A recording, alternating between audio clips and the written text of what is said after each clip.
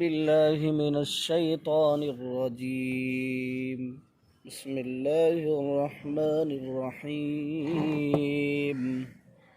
وكم أهلكنا قبلهم من قرن هم أشد منهم بطشا فنقبوا في البلاد هل من محيص.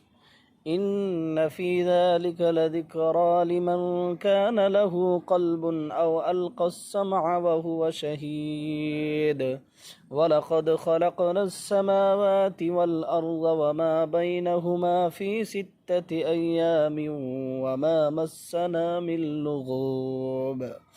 فاصبر على ما يقولون وسبح بحمد ربك قبل طلوع الشمس وقبل الغروب ومن الليل فسبحه وأدبار السجود.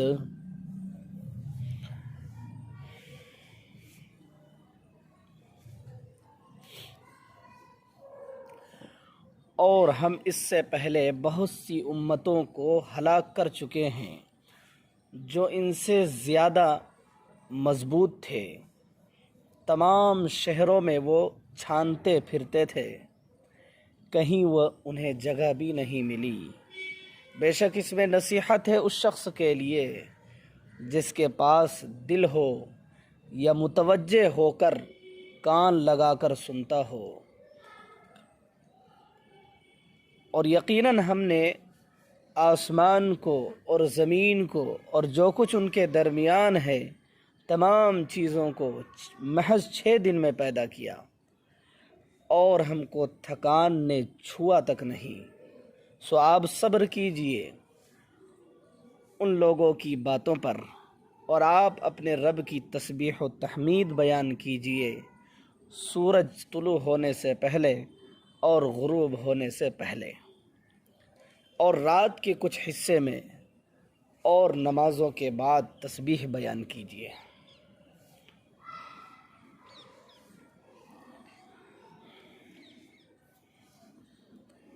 ماقبل آیات میں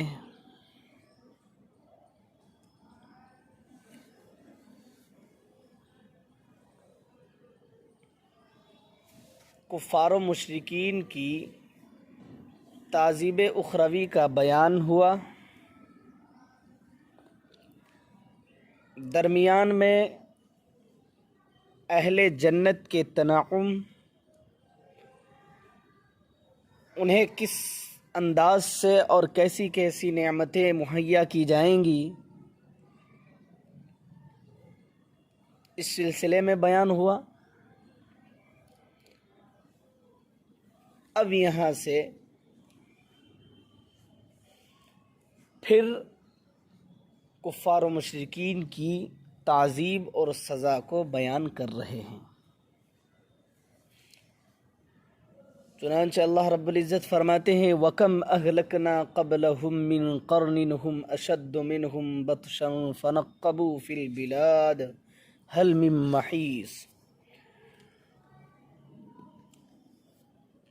اور ہم ان سے پہلے بہت سی امتوں کو ہلاک کر چکے ہیں. چنانچہ کفار مکہ سے پہلے قوم عاد، قوم سمود، فرعون، ان تمام کو اللہ رب العزت ہلاک کر چکے ہیں. اور اللہ رب العزت فرماتے ہیں کہ یہ کفار مکہ اور مشرکین مکہ سے زیادہ طاقتور اور مضبوط تھے. اس معنی کر کہ وہ تو تجارت کے لیے کوسوں میل کا سفر کیا کرتا تھا. چنانچہ قوم سمود، قوم عاد اور فرعون، ان قوموں کے بارے میں آتا ہے کہ دور دراز تک یہ قوم سفر کیا کرتی تھی، تجارت کی غرض سے ہو یا دیگر اغراض و مقاصد کے اعتبار سے ہو. الغرض یہ کفار مکہ سے زیادہ طاقتور اور مضبوط تھے. لیکن جب اللہ رب العزت نے انہیں ہلاک کیا تو یہ دنیا کے کونے کونے میں کہیں جگہ انہیں نہیں میسر ہوئی. यानी जो दुनिया देख रखे हैं, जो जगहों को परख रखे हैं, जो हज़ार हज़ार मील लाख लाख मील सफ़र कर चुके हैं, वो भी कहीं ऐसा ठिकाना उसे नहीं मिला जहां वो अपना सर छुपा सके और अपने आप को अल्लाह की ताज़ीब और सज़ा से बचा सके। इन्न फ़ी ज़ालिका लज़िक्रा लिमन कान लहू क़ल्बुन औ अलक़ा अस्समअ व हुवा शहीद। जब ऐसे लोगों को अल्लाह रब्बुल इज़्ज़त हलाक व बर्बाद कर चुके हैं तो सुनो, अल्लाह रब्बुल इज़्ज़त इन बातों को क्यों बयान कर रहे हैं। इन्न फ़ी ज़ालिका लज़िक्रा, इन बातों में, इन वाक़यात में नसीहत और इबरत है उन लोगों के लिए जिसके पास फ़हीम दिल हो, समझने वाला दिल हो, और जो कान लगाकर मुतवज्जे होकर सुनता हो, गौर व फिक्र करता हो, जो फ़हम व फ़िरासत का मालिक हो, उसके लिए इन वाक़यात में, इन आयात में क्या है भाई, इबरत व नसीहत है। चुनांचे हज़रत अब्दुल्लाह बिन अब्बास रज़ी अल्लाह ताला अन्हुमा फरमाते हैं कि क़ल्ब से मुराद दरअसल अक्ल है। क़ल्ब से मुराद दरअसल अक्ल है। क्यों? इसलिए कि अक्ल का मरकज़ असल क़ल्ब है, इसलिए क़ल्ब का ज़िक्र फरमाया। वरना इंसान समझता किससे है? अक्ल से, लेकिन अक्ल का मदार और मरकज़ कौन है? क़ल्ब है, दिल है। इसलिए अल्लाह रब्बुल इज़्ज़त ने दिल को फरमाया कि जिसके पास दिल हो, समझने वाला। और बाज़ मुफस्सिरीन कहते हैं कि क़ल्ब से मुराद है हयात। क़ल्ब से मुराद हयात, लेकिन हयात का मदार भी क़ल्ब है, हयात का मदार भी क़ल्ब है, इसलिए क़ल्ब का ज़िक्र फरमाया है।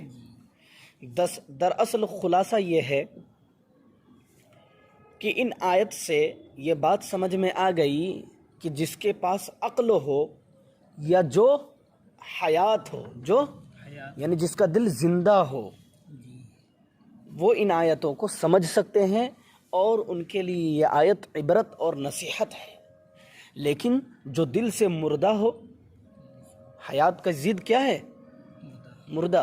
तो जो मुर्दा हो या जिसके पास अक्ल न हो, बेअक्ल हो, वो इन आयतों के ज़रिए से इबरत और नसीहत हासिल नहीं कर सकते।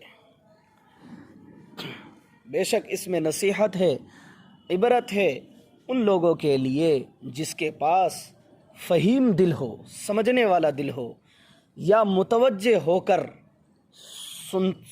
कान लगा कर सुनता हो। मुतवज्जे होकर कान लगा कर सुनता हो, जी, सुनने के लिए कान लगाता हो, तो ऐसे लोगों के लिए इबरत और नसीहत है। आगे अल्लाह रब्बुल इज़्ज़त फरमाते हैं, और यकीनन हमने आसमान को, ज़मीन को और जो कुछ उनके दरमियान है महज 6 दिनों में पैदा फरमाया। महज 6 दिनों में पैदा फरमाया। ये उन मुनकिरीन क़यामत के सिलसिले में एक जवाब है जिसके अक्ल में ये बातें आती हैं कि अल्लाह रब्बुल इज़्ज़त कैसे इतनी बड़ी दुनिया को और इसमें बसने वाले, माक़बल में जो बसे हैं, हाल में जो बस रहे हैं और मुस्तक़बिल में जो लोग आने वाले हैं, इतने इंसान जो मर चुके हैं, मरते हैं और मरेंगे, इनको अल्लाह रब्बुल इज़्ज़त कैसे दोबारा ज़िंदा करेंगे। उन लोगों के बारे में अल्लाह रब्बुल इज़्ज़त फरमाते हैं, वलक़द ख़लक़नस समावाति वल अर्ज़ वमा बैनहुमा फ़ी सित्तति अय्यामिन वमा मस्सना मिन लुग़ूब, कि जब हमने इतने बड़े आसमान को, सातों आसमान को, सातों ज़मीन को और इनके तहत में, इनके खला में, इनके फ़ौक़ में जितनी चीज़ें हैं, सब को हमने महज 6 दिन में पैदा फरमा दिया और हमें थकान भी नहीं हुई। अगर हम और आप 1 घंटा काम करते हैं, आधा घंटा काम करते हैं, तो कितनी थकान होती है, कितनी परेशानी होती है, कितनी सुस्ती आती है रात के अंदर। लेकिन अल्लाह रब्बुल इज़्ज़त फरमाते हैं, थकान ने मुझे छुआ तक नहीं। ये तो अक़ली इंसान को समझाने के लिए है, वरना अल्लाह रब्बुल इज़्ज़त तो इस चीज़ का मालिक है, कुन कह दे तो वो चीज़ हो जाए, और अल्लाह रब्बुल इज़्ज़त लफ्ज़ कुन का भी मोहताज नहीं है। اس کے بعد آقا صلی اللہ علیہ وسلم کو مخاطب کرتے ہیں اور فرماتے ہیں کہ آپ صبر کیجئے ان کی باتوں پر اور آپ تسبیح و تحمید بیان کیجئے اپنے رب کی۔ کیا مطلب؟ یعنی اگر آپ دین کی تبلیغ کریں گے، آپ کہیں گے کہ قیامت آنے والی ہے، حساب و کتاب ہونے والا ہے، تو یقیناً لوگ اس کے انکار کریں گے، یقیناً لوگ ان کے منکر ہوں گے، لیکن آپ ان کی باتوں پر ناراض نہ ہوئیں اور غم اور رنجیدہ ہو کر نہ بیٹھ جائیں، بلکہ آپ ان کی باتوں پر صبر کریں۔ اس کے بعد اللہ رب العزت نے فرمایا کہ صرف اسی بات پر نہ بیٹھ جائیں بلکہ آپ اپنے رب کی تسبیح و تحمید بیان کرنا شروع کر دے، کیونکہ جب انسان کے پاس کوئی غم دینے والی بات آتی ہے اور انسان اسی بات کو اپنے ذہن و دماغ میں بٹھائے رکھتا ہے تو یقیناً وہ ہمیشہ غم اور رنجیدہ میں حزن و ملال کے ساتھ زندگی گزارتا ہے۔ لیکن جب وہ ان باتوں کو بھلا کر کسی اور کام میں لگ جاتا ہے یا ان باتوں کو نہ بھلائے، وہ باتیں ذہن و دماغ میں رہنے کے باوجود اگر کسی دوسرے کام میں وہ مشغول ہو جاتا ہے تو پھر یقیناً وہ بات خود بخود ذہن و دماغ سے نکل جاتی ہے۔ اس لیے اللہ رب العزت نے فرمایا کہ اپنے رب کی تسبیح و تحمید بیان کرے تاکہ وہ باتیں آپ کے ذہن و دماغ سے مٹ جائے گی، ختم ہو جائے گی۔ قبل طلوع الشمس وقبل الغروب، اپنے رب کی تسبیح بیان کیجئے سورج نکلنے سے پہلے اور سورج غروب ہونے سے پہلے۔ سورج نکلنے سے پہلے مراد فجر کی نماز، اور سورج غروب ہونے سے پہلے مراد ظہر اور عصر کی نماز، ظہر اور عصر کی نماز، 3 نمازیں ہو گئی۔ وَمِنَ اللَّيْلِ، اور رات کے کچھ حصے میں عبادت کیجئے، تسبیح بیان کیجئے، اور رات کے کچھ حصے سے مراد مغرب اور عشاء کی نماز، مغرب اور عشاء کی نماز۔ وَأَدْبَارَ السُّجُودِ، اور فرض نمازوں کے بعد تسبیح بیان کیجئے، فرض نمازوں کے بعد۔ سجود سے مراد اکثر مفسرین نماز مراد لیے ہیں۔ کیا مراد لیے ہیں؟ جی، تو ادبار السجود فرض نمازوں کے بعد تسبیح بیان کیجئے، اس سے مراد دیگر نوافل اور ذکر و اذکار ہے۔ سمجھ گئے بھائی؟ جی، تو قبل طلوع الشمس سے فجر کی نماز، قبل الغروب سے ظہر اور عصر کی نماز، کیونکہ سورج غروب ہونے سے پہلے پڑھی جاتی ہے، اور رات کے کچھ حصے میں مغرب اور عشاء کی نماز، 5 نمازیں آ گئی فرض نمازیں۔